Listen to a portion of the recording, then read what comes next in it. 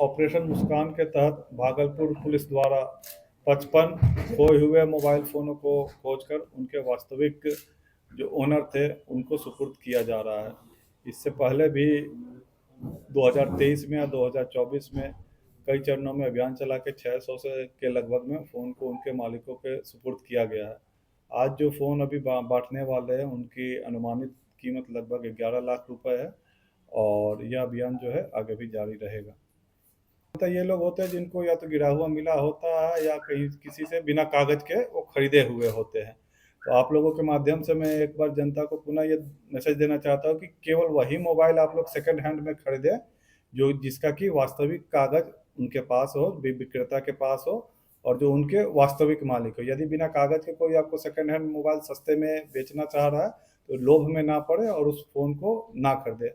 इससे आप मुसीबत में फंस सकते हो। यह भी संभव है कि उस फ़ोन का प्रयोग पहले किसी अपराध को कारित करने के लिए उपयोग में लाया गया हो, तो आप लोग इसका ध्यान रखेंगे। थाना अंतर्गत दिनांक 21 को एक आवेदन मिला बेबी देवी आवेदिका द्वारा कि उनके पति जो कि अपने एक मित्र के साथ तारापीठ दर्शन के लिए गए थे वो वहाँ से गायब हो गए, उनसे बातचीत नहीं हो पा रही है। इस सूचना का तुरंत संज्ञान लेते हुए सुसंगत धाराओं में थाना में प्राथमिकी दर्ज की गई और अन्वेषण प्रारंभ किया गया। अन्वेषण के क्रम में ये बात सामने में आई कि जो बीरबल मंडल थे जो कि बेबी देवी के पति थे वो अपने मित्र शिव मंडल के साथ गए थे और उसके बाद 17 तारीख को लास्ट बात हुई थी। उसके बाद परिजनों से कोई बात नहीं हुई थी और परिजन किसी अनहोनी की आशंका जता रहे थे। तो तुरंत ही हमारी टीम ने एक टीम को तारापीठ रवाना किया और जिस होटल में रुके हुए थे उस क्षेत्र के सभी होटलों को छानबीन शुरू कर दी। टेक्निकल इनपुट के आधार पर और मानवीय इनपुट के आधार पर तुरंत ही होटल की चिन्हित किया गया और वहाँ के रजिस्टर से फिर पता चला उसी होटल में रुके थे।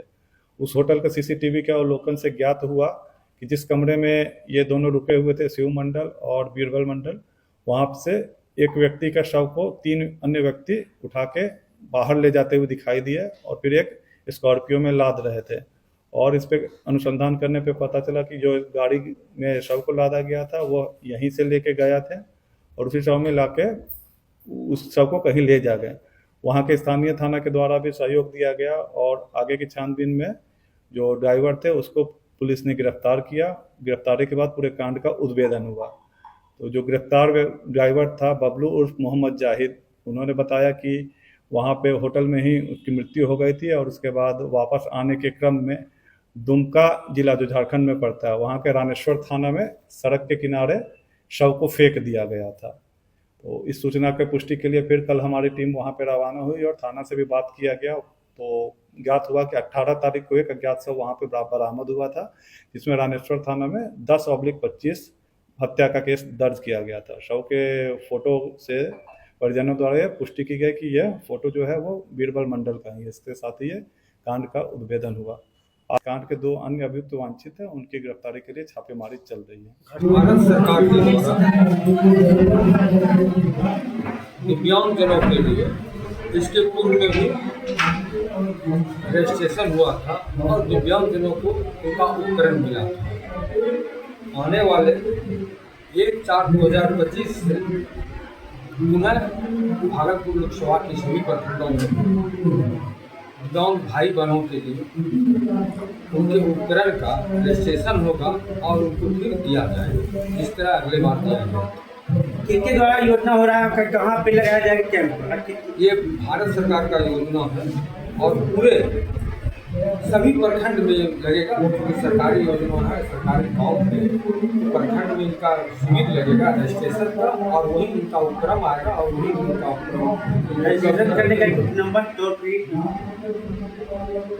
आप अपने सभी दिव्यांग भाई बहनों का आग्रह है कि सबको वहाँ मार्किंग कराया जाएगा जिला प्रशासन की और मेरे दिव्यांग भाई बहन प्रत्येक प्रखंड में रजिस्ट्रेशन के पहले 2 दिन और सबको अपने अपने प्रखंड में आप रजिस्ट्रेशन कराना है और 2 महीने के बाद भारत सरकार जो भी उपक्रम बिहार सरकार कृषि विभाग के द्वारा आज मधुमक्खी पालन सह तिलहन फसल को लेकर जिला स्तरीय कार्यशाला 2024-25 का आयोजन किया गया, की कार्यशाला को आत्मा भागलपुर द्वारा संचालित किया गया। इस कार्यशाला में तकरीबन 250 शिक्षकों ने हिस्सा लिया। इस प्रशिक्षण में मधुमक्खी पालन कैसे हो, तिलहन फसल का उत्पादन कैसे बेहतर हो, इस पर प्रकाश डाला गया। आज के युवा मधुमक्खी पालन तिलहन का पैदावार कर अपने व्यवसाय को कैसे बढ़ाया जाए, इस पर चर्चा की गई। कार्यक्रम के दौरान कृषि विभाग के निर्देशक आत्मा भागलपुर के हनीमेन से प्रचलित संजय कुमार के अलावे दर्जनों किसान मौजूद थे। वहीं आत्मा के उपनिदेशक प्रभात कुमार सिंह ने बताया कि इस मधुमक्खी पालन सह तिलहन फसल कार्यक्रम को करने का मुख्य उद्देश्य है आज के किस बेहतर तरीके से उद्योग बढ़े और इसका लाभ लें।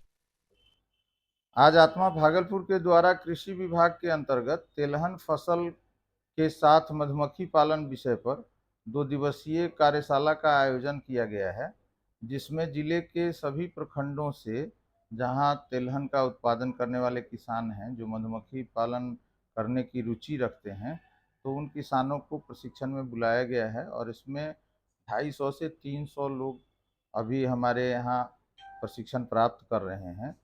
इस प्रशिक्षण का मुख्य उद्देश्य है कि किसानों के खेती के साथ साथ अगर किसानों के द्वारा मधुमक्खी पालन किया जाता है तो इससे वहाँ जितने भी तरह की फसलें हैं उसका उत्पादन भी बढ़ता है और ये स्वरोजगार का बहुत बड़ा साधन है।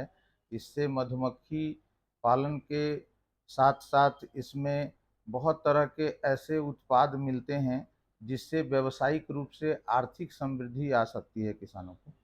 तो ये 2 दिवसीय प्रशिक्षण कार्यक्रम है और इसमें हमारे ज़िले के जिला उद्यान पदाधिकारी जो सहायक निदेशक उद्यान हैं और जिला कृषि पदाधिकारी महोदय, फिर हम उप परियोजना निदेशक आत्मा और साथ ही कृषि विज्ञान केंद्र के वैज्ञानिक और हमारे ज़िले के मधुमक्खी पालन के बहुत ही सफल उद्यमी के रूप में जाने जाने वाले संजय कुमार चौधरी जी हैं, जो मुख्य रूप से प्रशिक्षण कार्यक्रम को संपादित कराएंगे। प्रभात कुमार सिंह, उप परियोजना निदेशक, आत्मा भागलपुर।